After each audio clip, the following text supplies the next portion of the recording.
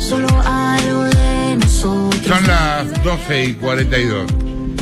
Ayer hablábamos, Rolo, del testimonio de la mujer que denunció haber sido violada por Villa, y vos contabas que era choqueante y muy conmovedor. Bueno, finalmente salió a hablar de esta chica, ¿no? Sí, Jorge, la entrevisté, hablé con ella, la tuve mano a mano. Me impactó mucho su presencia, porque es la presencia de una mujer destrozada, y uno con el prejuicio, en cualquier caso como este, a veces compone en su cabeza a una figura, una denunciante. Cuando hablamos todo el tiempo, la mujer que lo denunció, que contó esto, que estuvo en esta situación, y la verdad, Jorge, lo que uno se encuentra es una chica recontra simple, que nació en Misiones hace 26 años, que tiene un hijito de 7 años, y a la cual hace casi un año, el 26 de junio de 2021, le cambió la vida de manera definitiva. Y eso es lo que... ¿Cuánto tiempo estuvo ella con Villa? Ella cuenta que empezó a tener una relación de pareja con Villa en la cuarentena. No se acuerda la fecha exacta, pero que fue en 2020. Okay. Durante la cuarentena. Y por eso cuenta que ella tenía confianza con él. Y en algún punto lo que dice, ahora si querés escuchamos un extracto, sí, claro, chiquito, para que escuchen la voz. Pero lo que ella dice es: esa noche yo no quería. Esa noche no. Y él me pegó y me forzó, y después me dejó encerrada para que no me fuera, porque yo estaba totalmente en llanto, fuera de eje, súper dolorida, y por eso fui al médico al otro día, y ahí hablé con los médicos y me dijeron: vamos a hacerte el protocolo de HIV porque te violaron. Y yo le dije: no, que HIV sí es mi pareja. Este relato que yo te hago es el que hace ella, y la verdad que cuesta pensar que un funcionario se pare delante de ella y no le crea. Después hay una evaluación que es de la justicia y que no es nuestra, que está claro, Jorge, que es si eso califica un abuso o no en términos legales, si Villa tiene que estar preso, tiene que estar libre. Eso es de la justicia, de la fiscal, del juez, que ha dicho que no hay elemento para verlo, a Sebastián Villa. Pero la verdad es que cuando uno la escucha, y es difícil no conmoverse. ¿Te parece? La escuchamos y después te cuento en qué está la causa. Tengo fe en que se sepa la verdad y que se haga justicia. Y lo único que espero es que todos seamos iguales. Que no porque él tenga un talento o porque él sea quien es él, sea impune, porque eso siento a veces. Que estoy luchando contra una persona que obviamente no voy a ganar, porque yo estoy sola hoy y él no. Él no por el apellido, por el nombre, por lo que hace. Porque nadie le dio la espalda a él. ¿Y a vos? Y a mí yo siento que sí. A mí me duele mucho decirlo, pero él es ovacionado y felicitado cuando yo me estoy quebrando todos los días. Jorge, por supuesto, es mucho más extensa la nota y todo lo que dice. Quería traerla como un ejemplo de cómo habla esta chica y de quién es. Después su relato tiene detalles, hay otros que no puede contar. La verdad que a mí, en lo personal, más allá de esto, que es una mujer que dice: yo estoy peleando contra algo mucho más grande que yo y estoy sola, lo que a mí personalmente más me llamó la atención en cuanto a lo periodístico es que ella hace un relato de cuando fue al Hospital Pena, donde dice: la médica me abrazó y lloramos juntas y me encontró sangre, y ella me dijo: mamita, fuiste abusada. Me lo dijo ella. O sea, y ni siquiera lo dice con ánimo de contrastar. Cuenta una escena imborrable para cualquiera. Claro. Y eso, bueno, cuando las médicas, que era la titular y la residente, declararon ante la justicia, dijeron: me atengo a lo que está escrito en el libro de guardia, yo no recuerdo nada particular, nada extraordinario. Si vino y pusimos que tenía dolores, es porque tenía dolores, y punto, y se plantan ahí. La verdad que el contraste es grande. Quizás algún día tengamos una explicación de por qué una mujer cuenta esto en una declaración escrita, en una declaración ante una fiscal que duró 6 horas, en un relato que hace ante los peritos que le hacen una inspección psiquiátrica que dicen que ella tiene signos compatibles con el de alguien que fue abusado, que no es mendaz, en una pericia victimológica, pero cuando van a declarar dos médicas, después de haber sido asesoradas por un abogado, dicen, no recuerdo nada fuera de lo común. Llama la atención porque evidentemente hubo otro diálogo, que no es el que están contando las médicas en el hospital, y por algún motivo no lo cuentan. Ni siquiera digo que ellas tengan que decir, sí, constatamos la violación, porque no era la tarea de ellas, era solamente revisarla. Pero bueno, el contraste es grande. Mientras Villa está esperando a ver si la fiscal Vanessa González lo cita indagatoria, que es lo que anticiparon fuente del caso, que lo va a citar igual.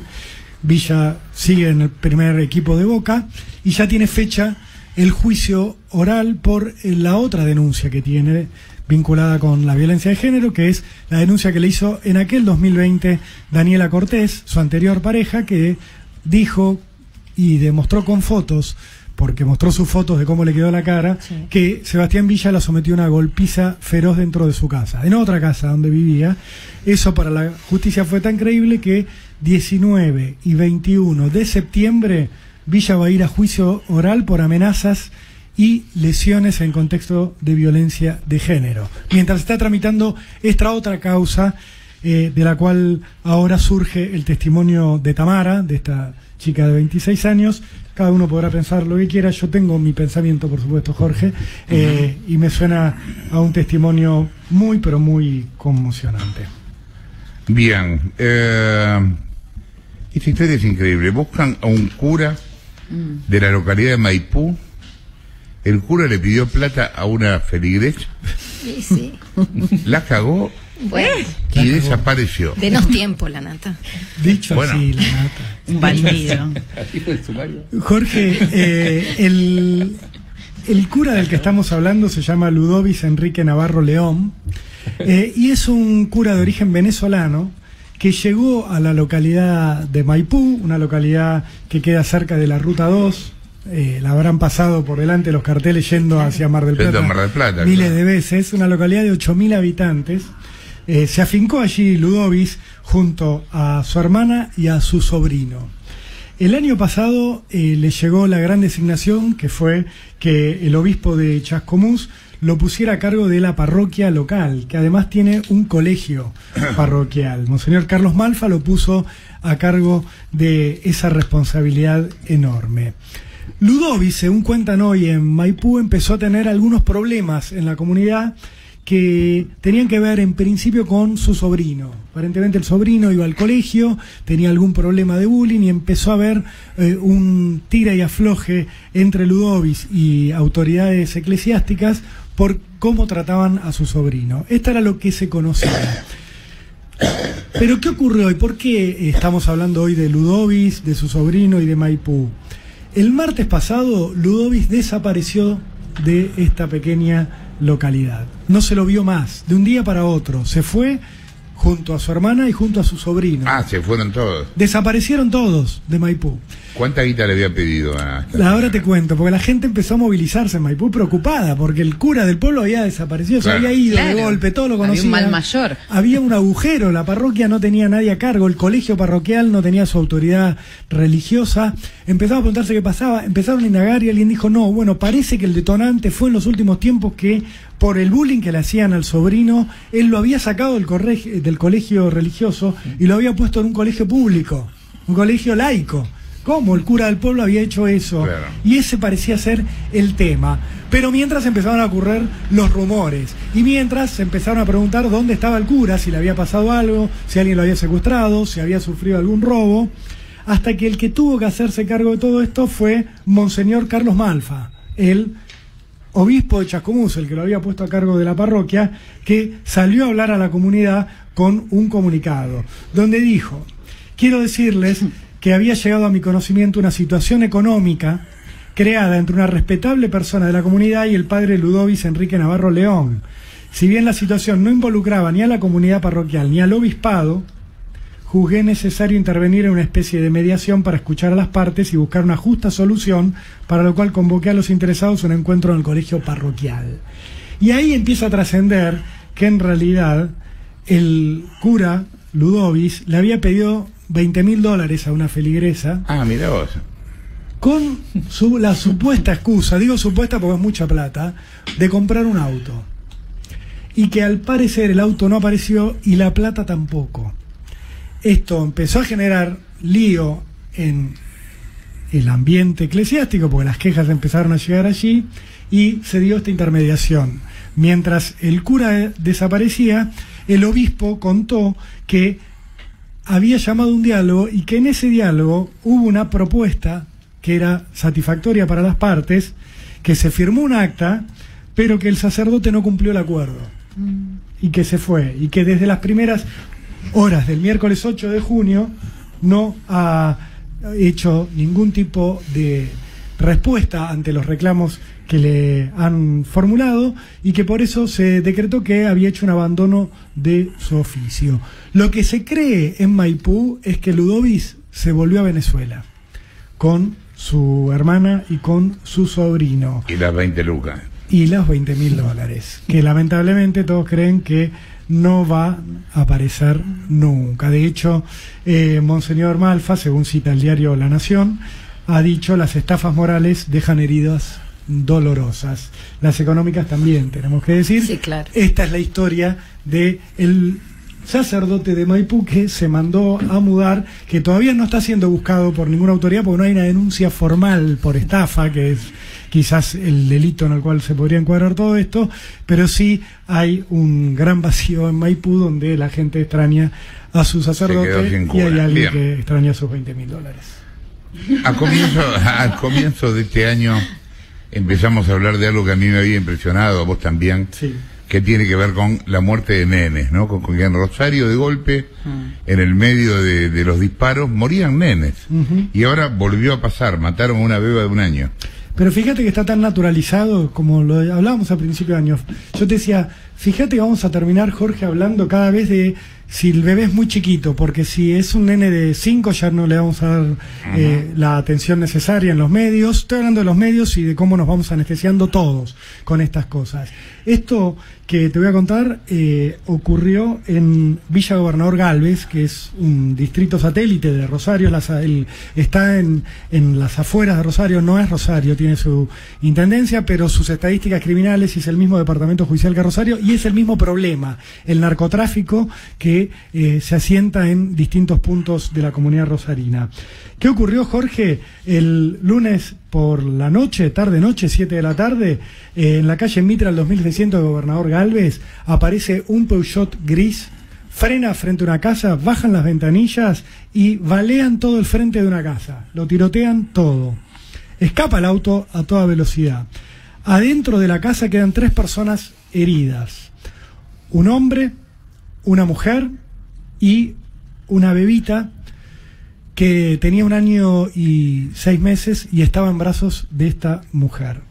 El hombre era el tío de la bebita y la mujer que la tenía en brazos era la abuela de la bebita. El único que sale ileso de todo esto era el abuelo de la nena. La mamá de la nena había salido a hacer unos mandados que la dejó con su hermano y con los abuelos. Mientras ella estaba afuera, disparan contra el frente de la casa. A la beba la llevan al hospital y llega muerta. Tenía 3 tiros.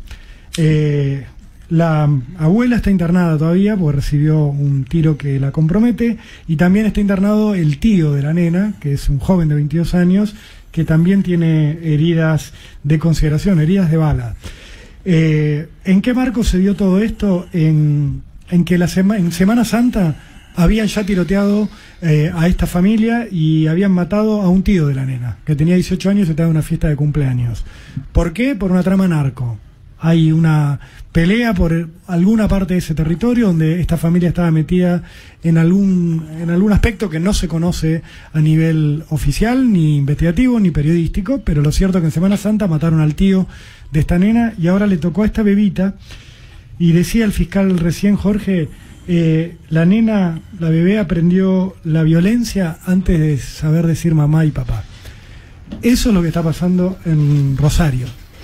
Y de alguna manera nos estamos haciendo todos los giles con esto, y los muertos se acumulan. Ya van 126 en lo que va del año, y en esos 126 hay al menos un 25% que no habían cumplido los 18 años entre las víctimas fatales. Mirá vos.